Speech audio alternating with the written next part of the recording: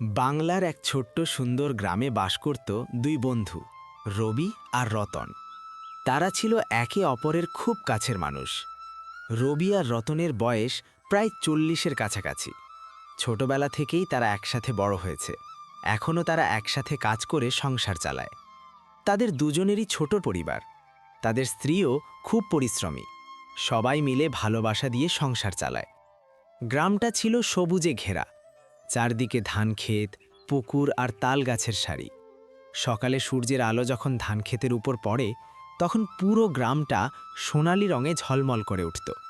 পাখির ডাক আর হালকা বাতাসের ছোঁয়ায় গ্রামের সকালটা হয়ে উঠত খুবই শান্ত আর সুন্দর। রবি আর রতন ভোরে ঘুম থেকে উঠে মাঠে যেত। তারা একসাথে চাষ করত, ধান, সবজি আর মাঝে মাঝে ফুলও লাগাত। কাজের ফাঁকে তারা হাসি ঠাট্টা করত, পুরনো দিনের গল্প করত। তাদের বন্ধুত্ব ছিল ঠিক ভাইয়ের মতো। তাদের স্ত্রীরাও ঘরের কাজ সামলে মাঠে সাহায্য করত।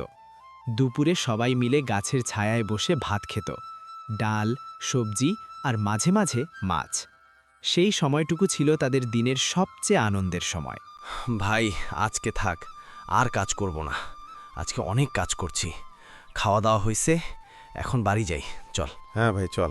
আজকে অনেক কাজ করছি, এখন বাড়ি যাই। কালকে এসে মাঠে পানি দিয়ে যাব, এতে ফসল ভালো হবে। আচ্ছা, তাই হবে, এখন চল যাই। সন্ধ্যার আকাশে লালচে রং ছড়িয়ে পড়েছে।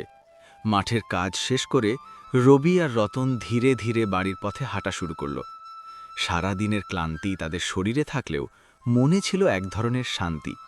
আজকের কাজ ভালোভাবেই শেষ হয়েছে। চারপাশে হালকা বাতাস বইছিল, দূরে পাখিরা তাদের বাসায় ফিরছে। কাঁচা রাস্তা দিয়ে হাঁটতে হাঁটতে তারা গল্প করছিল আগামী দিনের কাজ নিয়ে।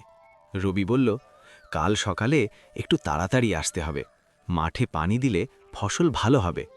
রতন মাথা নেড়ে বলল, হ্যাঁ, ঠিক বলেছিস, আমাদের পরিশ্রমী একদিন ভালো ফল দেবে। হাঁটতে হাঁটতে তারা গ্রামের ছোট্ট পুকুরটার পাশ দিয়ে গেল। পানিতে আকাশের রং সুন্দরভাবে ফুটে উঠেছে। সেই দৃশ্য দেখে দুজনেই কিছুক্ষণ থেমে গেল। মনে হলো এই শান্ত মুহূর্তটাই যেন তাদের সব কষ্ট ভুলিয়ে দেয়।